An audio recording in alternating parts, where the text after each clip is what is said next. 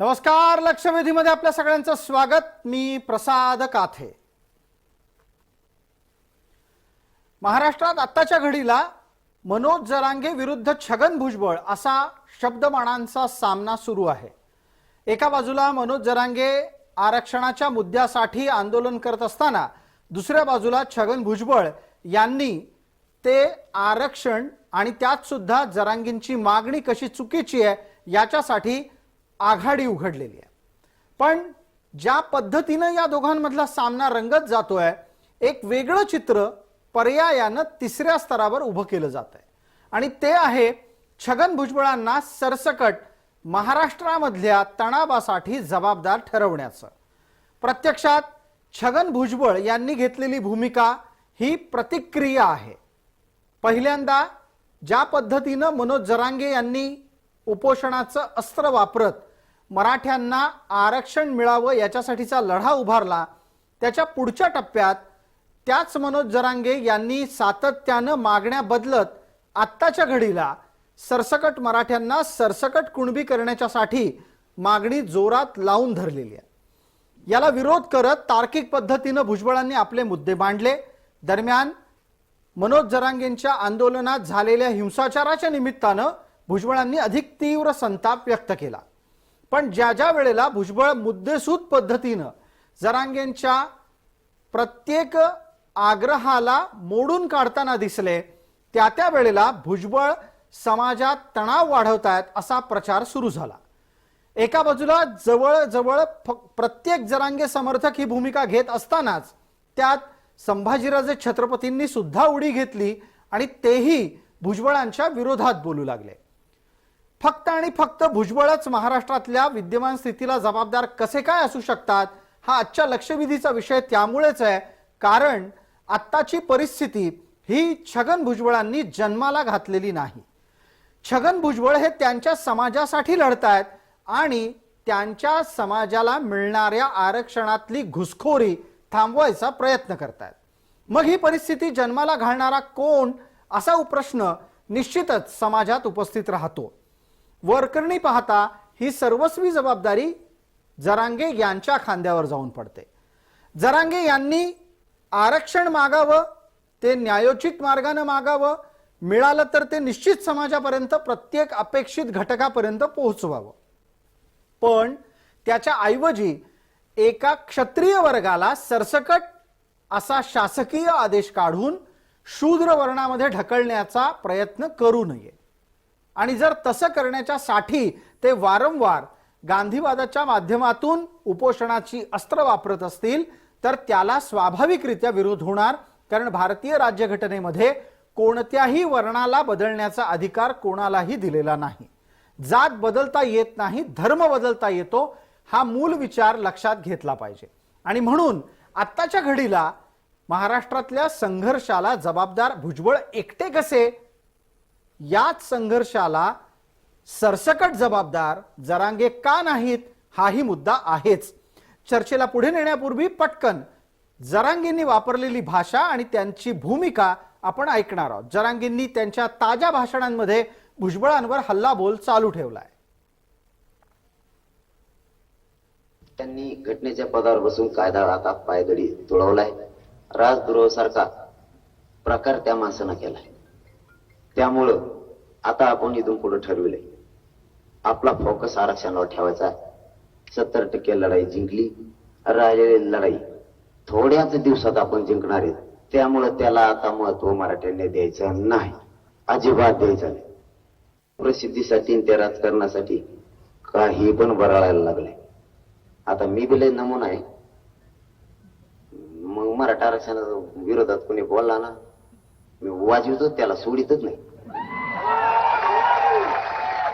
पण आता लेकरा बाळाच्या तोंडाला आलेला आहे घास, आणि आपण जर आता संयम धरला नाही तर लेकरा बाळाच्या तोंडाला आलेला घास त्यात उगाच आता माती पडत, माती कालण्यासारखा होईल। त्यामुळे आता मी बळच सहन करतो, नाही मराठा आरक्षणाच्या विरोधात बोललो मी गप्प बसत नाही बरं का। स्वागत पटकन श्रावण डेवरे यांच्यापर्यंत पोहोचूयात। श्रावण डेवरे, जी भाषा जरांगे भुजबळांबाबत वापरतायत आणि भुजबळ हेच एकमेव महाराष्ट्रातल्या विद्यमान तेढ परिस्थितीला, सामाजिक द्वेषाला जबाबदार आहेत असं सांगितलं जात आहे. याच्या मागे भूमिका काय आणि जरांगेंचा हा विचार, हा दृष्टिकोन तुम्हाला पटतोय का? श्रावण डेवरे, नमस्कार. नमस्कार. की जरांगे पाटील जे आहेत ते भुजबळांबद्दल खूप दिवसांपासून, म्हणजे उपोषणाच्या पहिल्या दिवसापासून भुजबळांबद्दल अत्यंत अश्लील, अत्यंत वाईट आणि कानाखाली वाजू वगैरे अशी जी गुंडगिरीची भाषा जरांगे वापरत आहेत, तर ही सामाजिक जीवनामध्ये, राजकीय जीवनामध्ये अशी भाषा वापरणं चूक आहे. अर्थात आई वडिलांचे संस्कार पण याला कारणीभूत असतात. जर संस्कारच तसे केले असतील तर तशा पद्धतीची भाषा ती व्यक्ती वापरते, परंतु समाजाला ती रुचत नाही, एवढं त्यांनी लक्षात ठेवलं पाहिजे. आणि ही भांडण कोणी सुरू केलं? आमचा मराठा आरक्षणाला कधीही विरोध नव्हता. आमचं एवढंच म्हणणं होतं की मराठा आरक्षण पाहिजे असेल तर रीतसर आयोग असतात, राज्य मागासवर्गीय आयोग, सेंट्रल आयोग असतात केंद्राचे, त्यांच्याकडे जावं, अर्ज करावं, ते सर्वेक्षण करतील. अशा 10 आयोगांकडे ते गेलेत. 10च्या 10 आयोगांनी सर्वेक्षण करून, संशोधन करून ठरवलं की मराठा समाज हा पुढारलेला समाज आहे, त्याला आरक्षण मिळू शकत नाही. सुप्रीम कोर्टाने त्याच्यावर शिक्कामोर्तब केलं. आणि तुम्ही सुप्रीम कोर्टाचंही ऐकत नसाल, 10 आयोगांचं ऐकत नसाल, सरकारांच्या आयोगांचं ऐकत नसाल, तर मग तुम्ही या देशाचे नागरिक आहात की नाही? का चंद्रावरून आलेले आहेत तुम्ही? तुम्हाला संविधान मान्य नाही, तुम्हाला लोकशाही मान्य नाही, तुम्हाला सुप्रीम कोर्ट मान्य नाही. ही कसली दादागिरी चालू आहे? आणि जी भाषा वापरली जाते ती अत्यंत गुंडगिरीची भाषा, जाडपोड, हिंसा, तोडफोड, हा काय प्रकार आहे? म्हणजे संपूर्ण देशामधला जो एक क्षत्रिय जमीनदार आणि सरंजामदार वर्ग आहे, यांच्या रक्तातच ही गुंडगिरी आणि अश्लील भाषा यांच्या रक्तातच आहे, वंश परंपरागत आहे. त्याच्याशिवाय यांना यांची सरंजामशाही टिकवता येत नाही. आता लोकशाही आलेली आहे हे त्यांनी लक्षात ठेवलं पाहिजे. आणि भुजबळांनी सातत्याने, केव्हाही तुम्ही जर बघत असाल तर भुजबळ हे नेहमी संवैधानिक भाषा वापरतात, पुराव्यानिशी बोलतात. 17 नोव्हेंबरच्या अंबडच्या ओबीसीच्या महासभेमध्ये भुजबळ साहेबांनी सगळ्या प्रश्नांना सडेतोड उत्तर दिलेली आहेत, पुराव्यानिशी उत्तर दिलेली आहेत, GR दाखवलेले आहेत भर सभेमध्ये. आणि तरी सुद्धा भुजबळ साहेब एवढं मुद्देसूद बोलत असताना, त्यांच्या प्रश्नांना मुद्देसूद उत्तर देत असताना जर जरांगे अशी वाईट भाषा वापरत असतील तर ती निश्चितच लोकशाहीला मारक आहे. आणि लोक ती अशी भाषा सहन करणार नाही. खरं म्हणजे जरांगेंनी या सगळ्या गोष्टी समजून घेतल्या पाहिजेत. कारण लोकशाहीमध्ये महाराष्ट्रात काही एकमेव मराठा जात राहत नाही, महाराष्ट्रामध्ये इतरही जाती राहतात, त्यांचेही काही प्रश्न आहेत. रोज सकाळ दुपार संध्याकाळ उठलं, टीव्ही लावला की जरांगे जरांगे जरांगे जरांगे. अरे काय जरांगे शिवाय दुसरं कोणी महाराष्ट्रात राहतं की नाही? हे काय चाललंय सगळ्या टीव्ही चॅनल आणि सगळ्या प्रसार माध्यमांचं? इतरही जाती आहेत, इतरही नेते आहेत, त्यांचे काही म्हणणं आहे.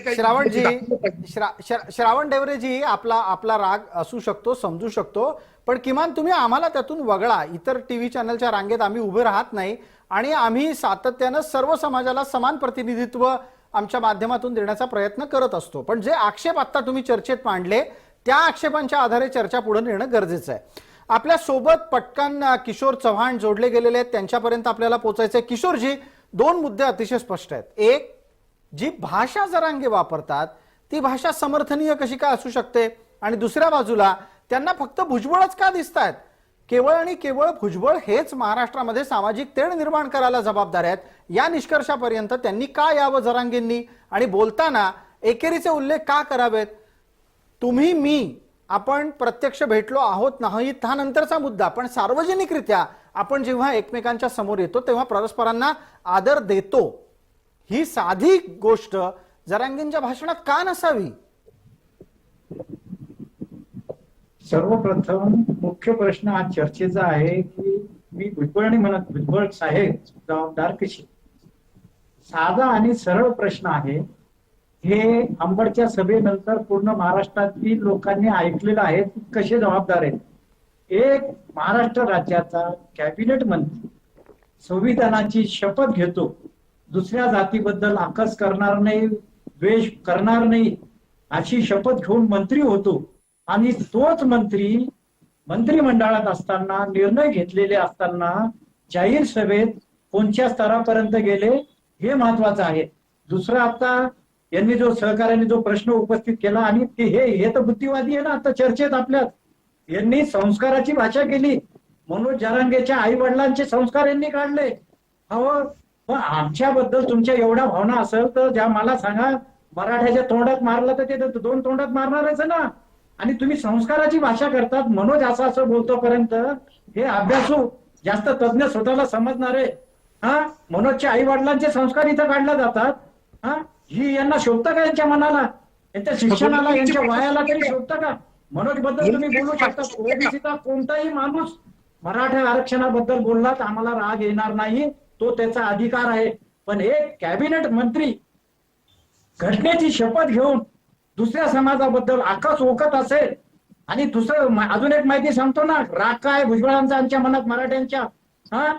कसबे कस का आला होता बापट आयोगामध्ये शेवटी 2 महिने 3 महिने असताना. आणि तो कसबे जाहीर भाषणात सांगितला मराठ्याच्या आरक्षणात कशी खुट्टी मारली. राग नाही येणार आम्हाला? तुम्ही राजकीय फायदा घेताना आयोगात मेंबर बसून आमच्या आरक्षणाला विरोध केला तर केला, ठीक आहे, तुमचा अधिकार आहे. पण जाहीरपणे भाषणात कसबेने केला कशी खुट्टी मारली म्हणून मराठ्यांना राग येणार नाही. आणि आज चर्चेत तुम्हाला हे सांगतोय, मराठा आरक्षणाचे न्यायालयीन प्रकरण असताना हे फक्त कुंभीचं चालू आहे, त्याबद्दल तुमच्या मनात राग असू नये ही माझी विनंती आहे त्यांना. श्रावण डेवरे यांच्यापर्यंत पोहोचू द्या. श्रावण डेवरे, इथे एक जुना संदर्भ आलाय, त्यातला खुलासाही तुमच्याकडून अभ्यासक या नात्यानं अपेक्षित करतो. भाषेच्या संदर्भातला मुद्दा त्यांनी खोडून काढायचा प्रयत्न केला आणि तो करत असताना त्यांनी सुद्धा त्याच पद्धतीनं थोडीशी आक्रमक भूमिका घेतली. भाषा प्रत्येकानं सार्वजनिकरित्या बोलताना सांभाळायलाच हवी, हे मी पुन्हा एकदा अधोरेखित करतो. मुद्द्याकडे परत येतो. श्रावण डेवरे, इथे मुद्दा असा उपस्थित झाला की ज्या वेळेला मराठा आरक्षणाच्यासाठी लढत होते तेव्हा भुजबळांनी आपली माणसं आयोगामध्ये पेरून आरक्षणाला विरोध केला. आता इथे उपस्थित करण्यात येणारा मुद्दा असा आहे की भुजबळ हे मुळातच मराठा आरक्षणाच्या विरोधात पूर्वीपासून काम करतायत, त्यामुळे त्यांच्या विरोधात राग व्यक्त होतो. ही भूमिका कितपत योग्य आहे? आणि त्यात सुद्धा तुम्हाला हेही उपप्रश्नाच्या माध्यमातून सांगायला हवं की आरक्षण मराठ्यांना मिळू शकतं का, कसं? हे बघा, तुम्ही आपण जो प्रश्न विचारलाय साहेब, की भुजबळ साहेबांनी जाणीवपूर्वक तिथं माणसं पेरली वगैरे, एक लक्षात घेतलं पाहिजे की जे आयोग नेमले जातात ते मुख्यमंत्र्यांकडून नेमले जातात.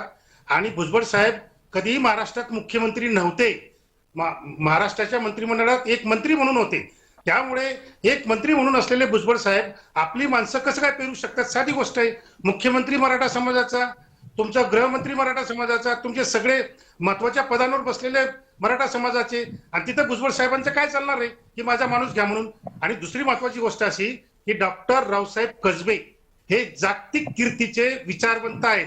महाराष्ट्रापुरते नाही, देशापुरते नाही. त्यांचे ग्रंथ इंग्रजीमध्ये भाषांतरित होऊन अमेरिकेमध्ये आणि जपानमध्ये वाचले जातात. आता तुमच्या वाचनाशी काही संबंध नसल्यामुळे तुम्हाला माहित नाही रावसाहेब कसबे नेमके कोण आहेत.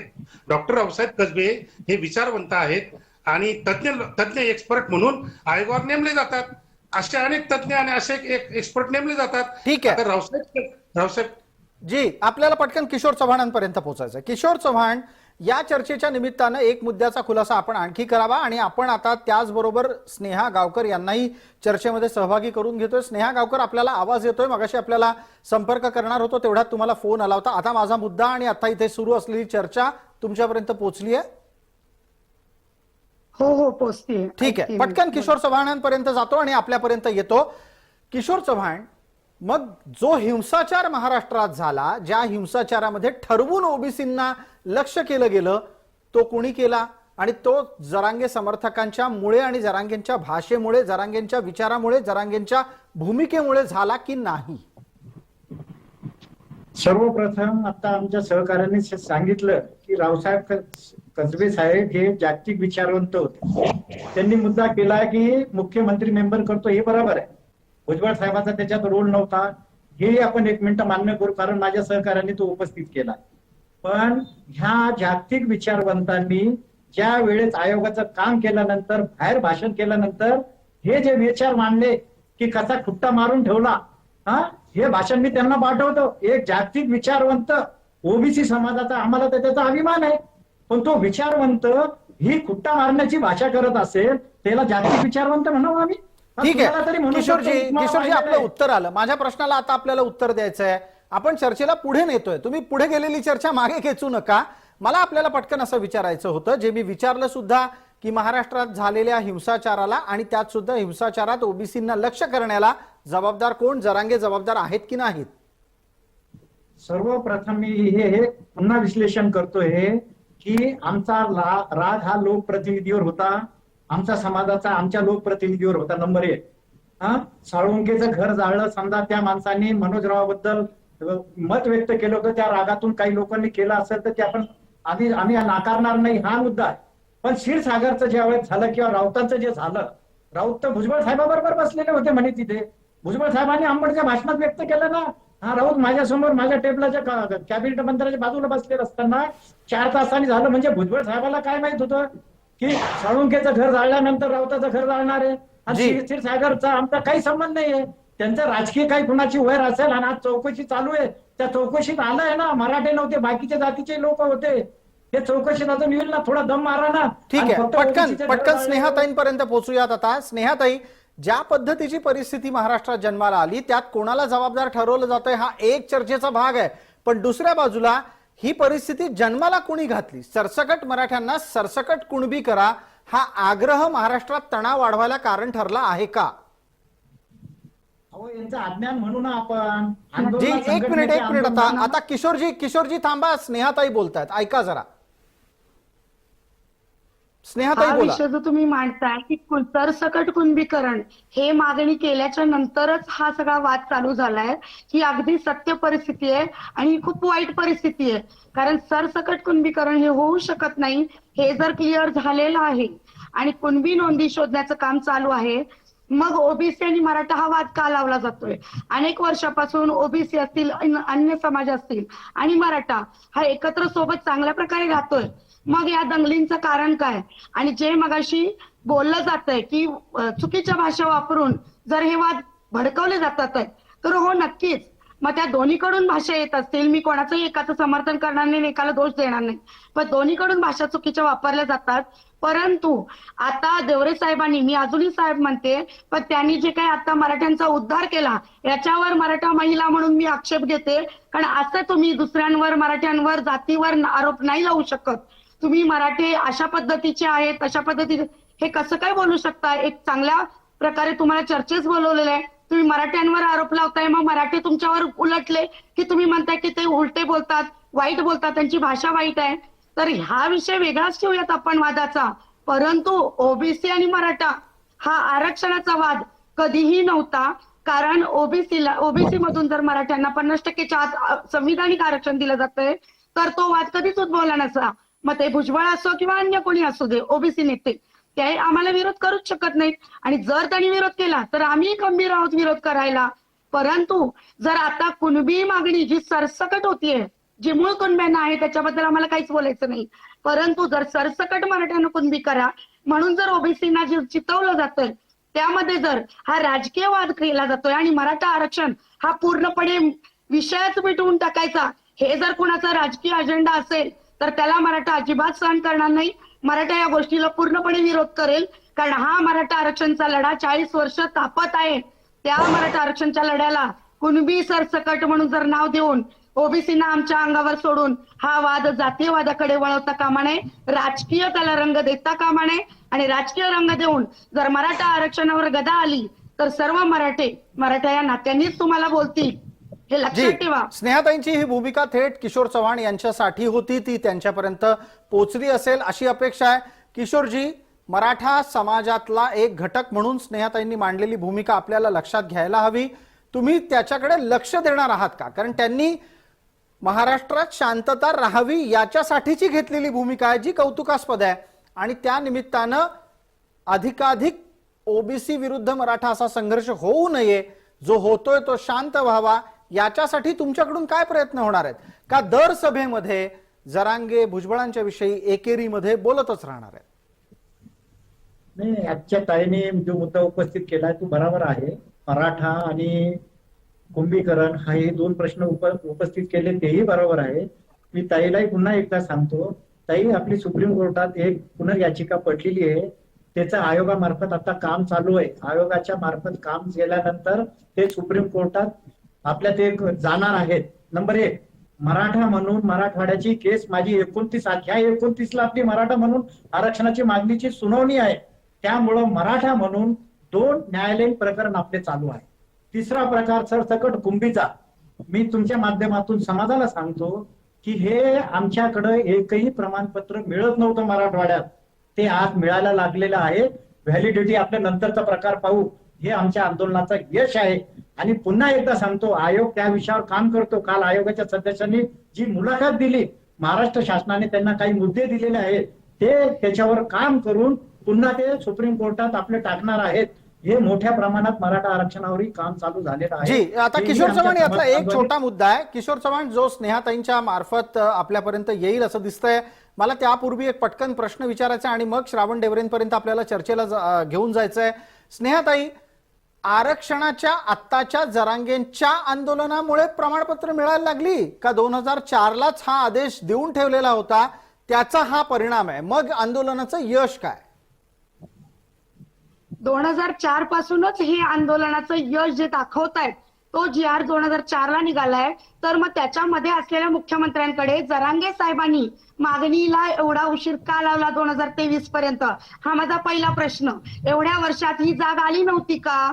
दुसरा प्रश्न की आज जर तुम्ही म्हणताय की त्याचं यश आहे, चला मान्यही केलं एक वेळ, परंतु जर ते नोंदी तपासल्या जात आहेत, मिळतात आहेत, मग आजच्या ज्या सभा आहेत ज्या राजकीय रंगवलेल्या आहेत, कारण त्याचं सांगते 58 मोर्चाला एकही सिंगल नेतृत्व नव्हतं किंवा श्रेयवादासाठी कोणीही एक चेहरा पुढे आला नव्हता किंवा तो स्वतःवर पुष्प वर्षाव करून घेऊन मी नेता हे जाहीर करत नव्हता. मग आजच्या या सभा एका नेत्याला पुढे करून जर मराठ्यांना सरसकट कुणबीकरण द्या असा जर वाद पेटवण्यासाठी उभा केला जातोय आणि त्या सभा घेतल्या जातात, त्या सभांना प्रत्युत्तर म्हणून जर ओबीसी सभा घेतल्या जातात आणि एकमेकांना शिवीगाळ केली जाते, त्यामध्ये मराठ्यांनी का भरडलं जावं? याचं उत्तर द्यायला पाहिजे तुम्ही. कारण मराठ्यांचा याच्यामध्ये घात केला जातोय, मराठा जातीचा घात केला जातोय, मराठा आरक्षणाचा बळी घेतला जातोय. मराठा आरक्षणाचा बळी एवढ्या वर्षामध्ये घेतलेलाच आहे, त्याच्यामध्ये जरांगींनी भर पडली का त्यांना सवलत दिली? मला याचं तुम्ही उत्तर द्या. ठीक आहे, किशोर, वेळेची मर्यादा आहे. किशोरजींपर्यंत जायचंय. स्नेहाताई, किशोरजींपर्यंत जाऊयात. किशोरजी, एका मिनिटात आपलं उत्तर पूर्ण करा. मला श्रावण डेवरे यांच्यापर्यंत आणखीन काही महत्वाचे मुद्दे न्यायचे आहेत. किशोरजी, आपण बोला. 1994ला खत्री आयोग नियुक्त केला होता. खत्री आयोगाकडे सुद्धा हीच मागणी केली होती आणि खत्री आयोगाचा अहवाल महाराष्ट्र शासनाने स्वीकारल्यानंतर 1 जुलै 2004ला मराठा कुंभी किंवा कुंभी मराठा हा ओबीसीत आला. हे झाल्यानंतर ताई, आज कुंभी, मराठा कुंभी आणि कुंभी जातीचे प्रमाणपत्र फार अल्प आहेत. आज जे मिळतात आहे हे कुंभी जातीचे मराठवाड्यात पण मिळत आहेत, मराठवाड्याच्या बाहेर तर हे पहिल्यापासून आरक्षणात आहे. पण ज्या मराठ्यांना माहित नव्हतं आणि प्रशासनाच्या माध्यमातून ते मिळत असतील, त्याचं स्वागत तुम्ही पण केलेलं आहे, समाज पण करतोय. आणि काही गोष्टी वेळेनुसार होत असतात. संघटना आपल्या होत्या सगळ्यांच्या, कोणत्या संघटनांनी मागणी केली, कोणत्या राज्यकर्त्यांनी प्रतिसाद दिला, हा नंतरचा भाग आहे. पण स्पष्टीकरण देताना मागणी आम्ही सगळे मुख्यमंत्र्यांना केली, पण हे शिंदे साहेबांच्या मुख्यमंत्र्याच्या वेळेस प्रशासनाने काम केलं, हे यश मिळून राहिलं. ठीक आहे श्रावण डेवरे, आता आपल्यापर्यंत मी 2 प्रश्न घेऊन येतो, टप्प्याटप्प्यानं त्याची उत्तरं द्या. पहिला मुद्दा, कुणबी प्रमाणपत्र आता अचानक सापडायला लागलेली आहेत, हे आंदोलनाचं यश आहे, हा दावा कितपत योग्य आहे आणि हा दावा कितपत खरा आहे? मगाशी ताईंनी जे सांगितलं की एकमेकांच्या सभेतून शिवीगाळ केली जात आहे, ते अत्यंत चुकीचं आहे. ताईचं म्हणणं, शिवीगाळ फक्त मराठ्यांकडून होते आहे. ओबीसीकडून अजून एकही शिवी किंवा एकही हिंसाचार किंवा एकही दगड उचलला गेला नाही. जो काही हिंसाचार झाला आणि जी काही जाडपोड झाली, जी काही गुंडगिरी झाली, ती मराठ्यांकडून झालेली आहे. ओबीसीकडून अजूनही लोकशाही पद्धतीने सगळ्या प्रश्नांना उत्तर देणं चालू आहे जाहीर सभांमध्ये, जे भुजबळ साहेबांनी 17 नोव्हेंबरला अंबडच्या ओबीसी महासभेमध्ये केलं. आणि तुम्ही जो मगाशी मुद्दा उपस्थित केला की हे अचानक कसं काय घडायला लागलं, आता मी तुम्हाला सांगतो की आतापर्यंत मराठा समाजाने 10 आयोगांकडे अर्ज केलेत, हायकोर्ट, सुप्रीम कोर्ट, अनेक ठिकाणी प्रयत्न केलेत. लोकशाही मार्ग सगळे संपलेत, संविधानिक मार्ग सगळे संपलेत आणि मग त्यांनी आता नवीन जावई शोध लावून काढला की सुप्रीम कोर्टालाही बाजूला सारायचं, संविधानाला बाजूला सारायचं, आयोगांना बाजूला सारायचं आणि दादागिरी करून काहीतरी खोटं नाटक कागदपत्र सादर करून कुणबी प्रमाणपत्र घ्यायचं, ओबीसी मध्ये घुसखोरी करायची आणि ओबीसीचं आरक्षण लुबाडायचं, ही सगळी आता दादागिरी चालू आहे. यातला आणि माझा त्या- पुढचा प्रश्न, मग यातला माझा पुढचा प्रश्न श्रावण डेवरे, वेळ मर्यादेमध्ये आपल्याला चर्चा आटोपती घ्यायची म्हणून पटकन विचारतो की एका बाजूला कुणबीतही आरक्षण घ्यायचं, दुसऱ्या बाजूला समाज म्हणून मराठा आरक्षण घ्यायचं आणि हे सगळं न्यायालयात टिकवण्याच्यासाठी सरकारला सांगायचं, हे घटनात्मक दृष्ट्या शक्य आहे का? बघा, आजही मी तुम्हाला सांगतो की पहिली गोष्ट म्हणजे जात बदलता येत नाही. जो मराठा जातीचा आहे त्याला कुणबी होत नाही आणि जो कुणबी आहे त्याला मराठा होत नाही. तर जात बदलता येत नाही. तुम्ही मगाशी म्हणाले की धर्म बदलता येतो, असा शब्द वापरला साहेब तुम्ही. मला असं म्हणायचंय की मराठा समाजाला जर आरक्षण पाहिजेच असेल तर त्यांनी बौद्ध धर्म स्वीकारावा आणि एससी आरक्षण घ्यावं, असा पर्याय मी त्यांच्या समोर ठेवतो. कारण जात बदलता येत नाही, धर्म बदलता येतो. तुम्ही बौद्ध धर्म स्वीकारला की तुम्ही आपोआप एससी कॅटेगरीमध्ये जाल आणि दलितांचं आरक्षण तुम्हाला मिळेल, याच्याबद्दल कुठेही शंका नाहीये, लक्षात घ्या. नाही, तर आत्ताच्या घडीला या चर्चेतली ही एक मागणी अजून एक नवा वाद जन्माला घालेल. आता वेळ मर्यादेपोटी यावर आता शक्य नाहीये चर्चा, पण मी जो तुम्हाला मुद्दा उपस्थित केला होता त्याच्यावर एक 30 सेकंदात आपण उत्तर देऊ शकलात तर अधिक बरं होईल. मुद्दा असा होता की एकच समाज कुणबी आरक्षणाच्या साठी पण प्रयत्नशील आहे आणि स्वतंत्ररित्या स्वतःच्या नावाचं आरक्षण मिळवण्यासाठी सुद्धा प्रयत्नशील आहे. हे सगळं घटनेच्या रचनेत बसेल का? 30 सेकंदात कृपया देवरेजी. नाही, हे कुठल्याही प्रकारे नियमात बसत नाही, कायद्यात बसत नाही. हे सुप्रीम कोर्टामध्ये 1 मिनिट सुद्धा टिकणार नाही. प्रश्न फक्त एवढाच आहे की आता केंद्रामध्ये भाजप सरकार आहे, महाराष्ट्रातही फडणवीसांचं भाजप सरकार आहे. मुख्यमंत्री कोणी असो, खरे मुख्यमंत्री हे फडणवीसच आहेत, म्हणजे भाजपच आहे. त्यामुळे केंद्रात भाजप, महाराष्ट्रात भाजप, आणि त्यामुळे सुप्रीम कोर्टाने जे काही ती रिट पिटिशन दाखल करून घेतली, कॅव्हेट दाखल करून घेतली, ती केवळ या पक्षाच्या राजकीय दबावामुळे दाखल करून घेतली. नाही तर क्युरेटिव्ह दाखल करण्याचा काही प्रश्नच उभत नाही. 2 वर्षामध्ये काय परिस्थिती बदलली की जेणेकरून क्युरेटिव्ह दाखल करावं लागली? मला सांगा, सुप्रीम कोर्टाने जजमेंट दिल्यानंतर मराठा समाज पुढारलेला आहे असं सांगितल्यानंतर 2021 नंतर आता 2023 या 2 वर्षामध्ये मराठा समाजाची अशी काय एकदम आर्थिक परिस्थिती बदलली की मराठा समाज झोपडपट्टीमध्ये राहायला लागला, गटाराच्या बाजूला झोपडी करून राहायला लागला, किंवा एकदम गरीब झाला, भीक मागायला लागला? अशी काही परिस्थिती 2 वर्षात बदलली का? ठीक आहे, याच्यावरची चर्चा आपण परत नक्कीच पुढच्या वेळेला भेटल्यावर करू. किशोर चव्हाण मात्र सातत्यानं फ्रेमच्या बाहेर जात होते. किशोरजी, आपण चर्चेत होतात, स्क्रीनवर दिसत होतात, पुढच्या वेळेला असं करू नका. तुर्तास आपण सर्व मान्यवर या चर्चेत सहभागी झालात त्याबद्दल आपले मनपूर्वक आभार. लक्षवेधीच्या या चर्चेमध्ये तुर्तास इतकंच. सर्व प्रेक्षकांना जय महाराष्ट्र.